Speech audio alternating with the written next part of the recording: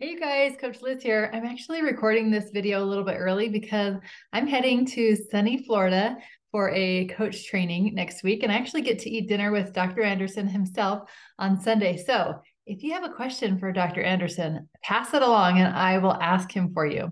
All right, this week I want to talk to you a little bit about after the weight loss phase, what we call optimization. We don't call it the maintenance phase because we don't want to just stay the same forever. We want to optimize our health. We want to always continue moving forward with our health. That's why we call it that. But that happens after transitioning into all of the healthy food groups, really getting comfortable with how to incorporate those into your life. But the main thing you want to remember is the whole purpose of learning optimization and going through the weight loss phase is learning to balance your blood sugar. That's the secret. So I'm going to share a few tips with you on how to keep that simple. First off, your friend is the Optavia guide. So in there, it talks all about the 3 and 3 plan, which is the optimization plan. So basically, you're still going to eat 6 times a day, but you'll do 3 meals and 3 healthy snacks. So if you look on page 48, it starts explaining the optimization plan, the 3 and 3 plan. There's even a QR code that it can help you learn to calculate your TEE. That's how many calories you need to maintain your weight loss. So that's a really helpful section. Also, in element 15 in your life book, Dr. Anderson goes into more detail on this optimization phase after weight loss and what that looks like. And he talks a lot about the glycemic index, learning what foods will help keep your blood sugar balanced and those tips to make it more simple. But one thing that I like to remember is all the foods that you ate during the weight loss phase, those are good to go like for long term. Those are what you want to choose most often, those lean proteins, those low carb veggies. You can still use your fuelings. They are just a great tool to help keep your blood sugar balanced because you're probably going to be busier than you were before getting healthy because you have more energy. And so having those fuelings for easy, convenient snacks are just a game changer. When I'm busy, I'll just grab a bar, have some water, and I know I'm good for 3 hours. Or if I'm running out the door, I can take something with me. Or at night, if I'm craving something sweet, I can have a healthy brownie or a hot cocoa. And it just really helps to keep that blood sugar balance. So you can continue using those. There's nothing in them like any diet stimulant. It's just healthy, balanced nutrition.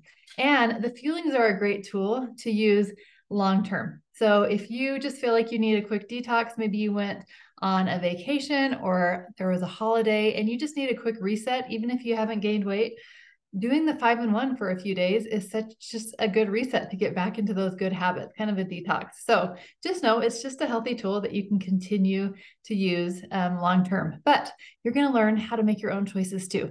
And I want to share a few of my top tips on how I've been able to maintain weight loss for 12 years. So a couple things is to remember that all the things that you learned during the weight loss phase, those are just tools that you want to continue. Your high five, do your high five checks often.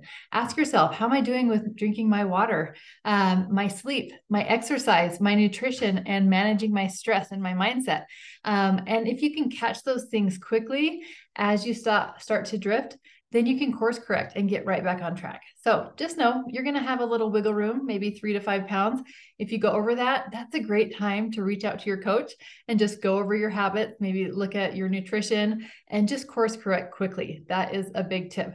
Also, during the weight loss phase, you kind of had those training wheels on. And so as you move into that optimization phase, you're really taking off those training wheels. You learned some good habits, and it's just about staying on that road and practicing those good habits. That is what's going to keep you on track. And staying connected with your coach and the community. You can still hop on the win calls. You can still hop on the weekly Habits of Health calls, the community calls to just keep your head in the game. And that's why last week I really encouraged exploring coaching, because when you're helping someone else, it's hard to drift off that path when you're working on yourself also. And so that's a few things that you want to remember. Also in element 15, Dr. Anderson goes over the glycemic index and teaches you what foods are best to choose most often. But really it's all about eating every few hours. And what I do is every few hours, I still eat. And every time I eat, I think, how can I balance my blood sugar for this 3 hours?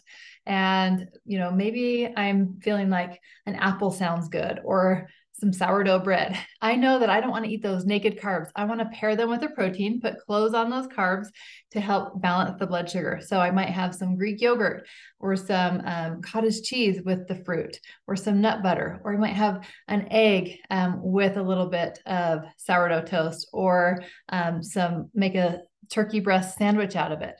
So I never just want to eat mindlessly on those carbs, always pairing them. That is a trick. So that's what I do is every few hours, I still stick with the same eating times that I did when I lost weight. But the question I ask myself is, how can I balance my blood sugar? And sometimes I'm not very hungry. And so I might just have a bar or I might just have 10 almonds and that will keep me satisfied for a few more hours. And so that's really helpful. Just if that's your mindset, how can I balance my blood sugar? And to know that nothing's off limits. You're creating this good relationship with food, listening to your body. So as you go into the holidays, really being mindful of portion control and being mindful of your choices. Let's say someone brings over Christmas cookies and you're in that optimization phase. And so maybe you want to eat a Christmas cookie. So in the past, old me would have eaten the plate of cookies because I never eat cookies. And I thought, oh, it's a rare opportunity. I got to eat as many as I can.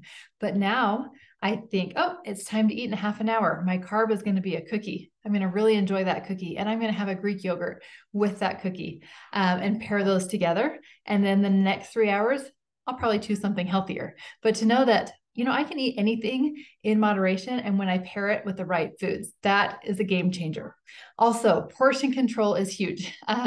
So number one, really pay attention to mindlessly snacking. You don't want to get in the habit of just eating things because it's there. Be intentional about what you're putting in your body. So sticking with your eating times and then also being mindful of the portions that you're eating. So a couple ways to really help you with that is number one, using a 9-inch plate.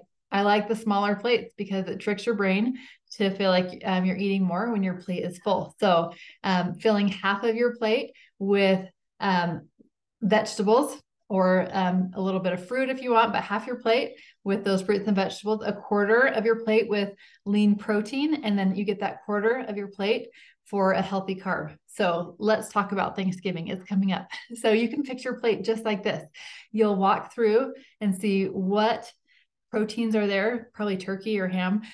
What vegetables do I want? And then you have that little section for choosing your favorite carbs. Be picky about those things because you don't want to just eat everything that's there. So maybe you'll just want a little, like a tablespoon of mashed potatoes or half of a roll. You have this amount of space to fill with your favorite things that look most enticing to you. And then the rest of your plate with some green beans, some salad, maybe veggie tray, and then some turkey. And eat slowly and savor your food and enjoy it. And if you go back for seconds, try to make it the veggie portion that you're filling up on or a little bit more protein. So that's a little trick is portion control is huge. And always strive to just feel satisfied, never stuffed. Nobody likes that feeling of feeling uncomfortable and stuffed. Also, a big thing to watch for is mindless snacking. That's where we get into trouble, is just the things that we're putting in our mouth when it's not even time to eat, when you're not really hungry. So making sure that you're prioritizing hydration, your water, because that's the first sign of thirst is you're going to feel hungry. And then if there's something that you're kind of craving or you're wanting to eat, try to eat it during your scheduled eating time so that you're not just mindlessly snacking all day long. So those are just a few of my top tips. But a lot of the things that you practice during the weight loss phase, those are things that you want to carry into this next phase of your life. So lean and green. Lean and green is your friend. I try to do lean and green most every night. Once in a while, it might be a little different. I might have a slice of French bread with my zucchini noodles and spaghetti sauce, or maybe one slice of pizza with a big salad and a little cottage cheese. But most often, I try to look for lean and green, even when I go to a restaurant, choosing lean and green.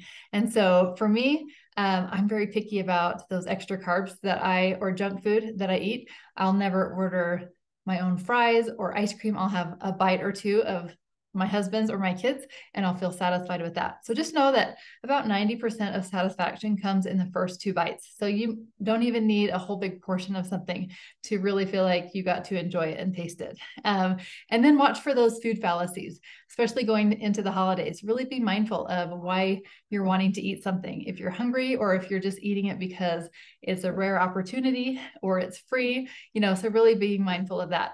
And my biggest thing is just keep learning. That is a big thing because you can't learn everything right at first. It takes a long time to retrain your brain. So keep working in your life, but keep hopping into the community, stay connected with your coach. And most of all, if you start finding that the scale is moving up a little bit or your habits are slipping, that's natural because you've got those deep grooves, those habits in your brain that kind of your body and your brain kind of want to shift back to that. But until you have built that routine and those habits so that it's automatic, it's really important to stay connected and be mindful of what you're creating. So those are a few of my top tips.